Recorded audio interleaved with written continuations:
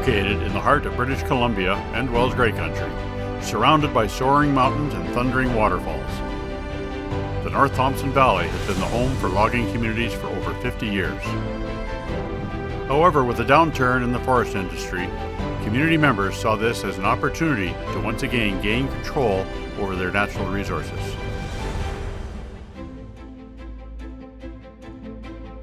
My name is Ted Richardson, and I became involved as a volunteer in the community when the Weyerhaeuser Mill shut down in 2003. The Weyerhaeuser Mill employed 165 people. It was a very major impact, and that's what galvanized the whole community to look at ways of just diversifying that economy. Community forest was seen as a possibility to expand the values to the community, not just employment, but protection of watersheds, recreation, a community forest that would really support the community and support local industry, local contractors. We would work with local government, but we wanted to be arm's length from that so that we could just have that focus of managing an area which as best we could, obviously for profits and benefits, but also we would manage it to the highest environmental standards.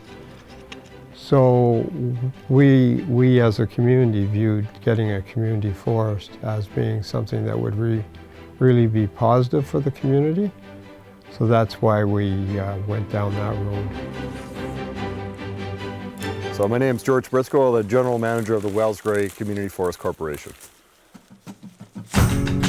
What makes Wells Grey Community Forest unique? We're actually one of the only community forests in British Columbia that's owned by the citizens. They've lived here their whole lives, so they really understand what the benefits would be by managing a land base. So just by the uniqueness of community forests, the way they're set up, they have a smaller volume.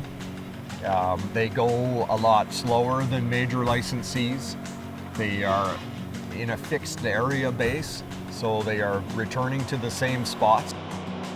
So they understand that those roads that they construct, their operations in that watershed will affect their future cut. It is their land base to manage for a long-term sustainability piece. We're not here to fill a mill up. We are here to manage for the long term. We won't get any more. We have one land base that we're set on here. So it's land management first, profit second. We're here for the future. Well, it's an area-based tenure, and that is the basis of your sustainability. You can't harvest more than your land base will grow. It's like having a garden surrounding your community, and it grows at a certain capacity, and that determines your rate of harvest. In order for it to be sustainable, you want to have good information in order to determine that level of harvest, and understanding the limitations to harvesting in certain landscapes that may limit the amount that you can take out. So you net down your ability to harvest by a recreation value, a riparian value, or an old growth value, or a mule deer value. You've got values on the land that need protection, and you manage that when you manage your timber into harvest. We need to understand those values, and yet we want to showcase what we're doing on the forest. So it's not going to eliminate cutting, but we're going to do it so that people can appreciate what we're doing. The key to our success in the Wells Grey Community Forest is having that social license with the citizens of Clearwater. We need to walk the talk. Recently, we're putting a number of blocks in the trapping license area. So I took the initiative to invite the trapper out, and we went out on sleds, located his trap sets, and then really worked out a WTP, a wildlife tree strategy around those trap sets. It's important that we don't step on other people's livelihoods. They need to use the forest just like us.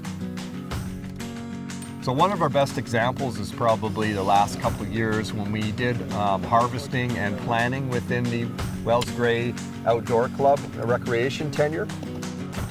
So we really had to bring those people and attend a number of meetings, explain what we wanted to do, show them that there will be some benefits to them at the outcome, not just take and run. It's quite a symbiotic relationship really with the Outdoors Club and the community forest. Number one, the Outdoors Club tenure lies within the community forest boundary here. We are developing trails in a working forest. So that means a lot of the mature timber, we can expect that at some time it may be harvested. We've done our best to locate trails on the edges of previously logged areas, so if they do come into harvest in the future, it makes it that much easier to harvest. We're locating trails in old growth management areas, so that ensures no overlap with harvesting in the future. And a lot of our trails are developed within existing cut blocks, previously logged areas. So for the past 20 years or so, I've been working in integrated resource management, looking at ways that the tourism and recreation sectors interact with forestry. So when I saw what was happening in the Wells Gray Community Forest, it was really just astonishing to see the level of collaboration that was occurring on the ground. The entire network, the ski trail network as well as the mountain bike trail network, is actually in better shape, and they're leaving it better than they first found it when they came in and started logging. To see what happened here in Wells Gray with the Wells Gray Community Forest was really just unprecedented. I'd never seen anything that even came close to the level of collaboration, really true stewardship, joint planning, and just a level of working together that is just completely unprecedented. The community forest has funded many projects for the Wells Gray Outdoor Club, from our shed for the snowcat groomer, and then recently in the last 5 years, mountain bike trails. 50% of trail development here at Candle Creek has been funded by the Wells Gray Community Forest. There's 3 funding streams that we have in the Wells Gray Society. We have the sponsorship policy, which we set aside $5,000 annually. And the sponsorship policy is, we developed it for unexpected events. So like the Russian hockey team when they came to Clearwater, that was unexpected. There needed to be some funds. Then we have our regular granting cycles, which is our spring cycle is $100,000. Our fall cycle is $50,000. It goes from organizations that just want like $300 for a very small little project, like we gave $400 to After the School for the bee project, so they purchased some bee stuff to be bee friendly. The Clearwater Secondary School has actually benefited to the tune of $192,000 since we started in 2011, and we really believe that investing in the children and giving them the best advantage we can. The past 10 years we've had the CNC router, CNC plasma cutter, the vinyl cutter, and then in the past year we've transitioned, we've gotten the laser engraver now and the 3D printers, and then we've also gotten a new plasma cutter. You can probably hear it in the background running. It's just been an incredible learning opportunity for our students, kind of prepping them moving forward into the world of technology. We're kind of at the forefront here at Clearwater Secondary. Because we live in a rural setting and we tend not to have the advantages that you get in the more urban setting for kids in high school. So we've invested a lot of money in them. So they're state of the art in a lot of the programs. They're actually surpassing what's happening in the urban areas, which I think gives them a real advantage. And we believe in that in our community, that's a really important thing. The third stream is what we call the large grant cycle. One of the criteria of the large granting cycle is that you had to use the money to leverage money. So through that process, the community brought in over $6 million.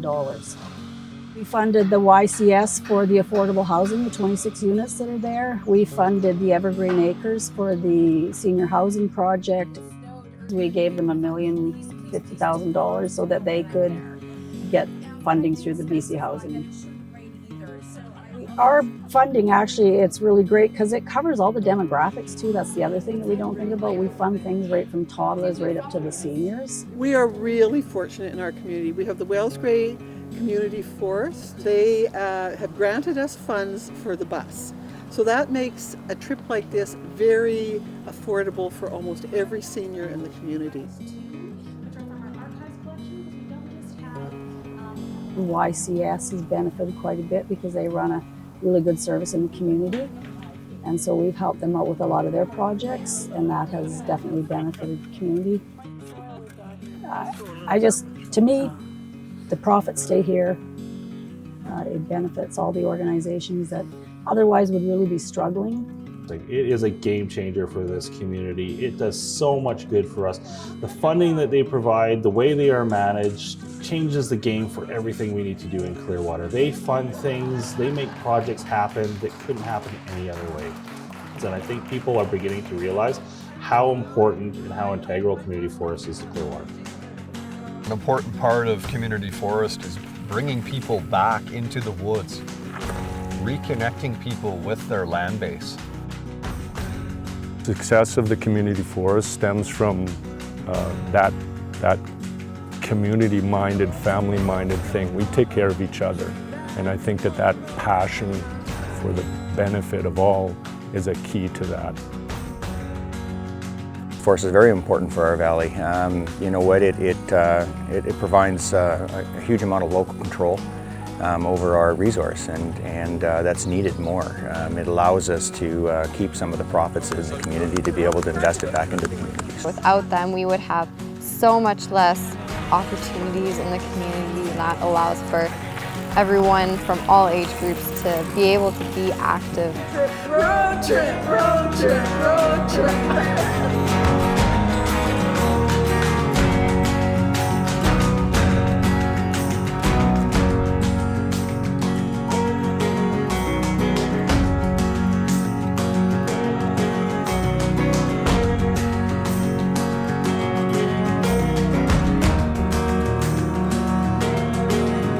Yeah.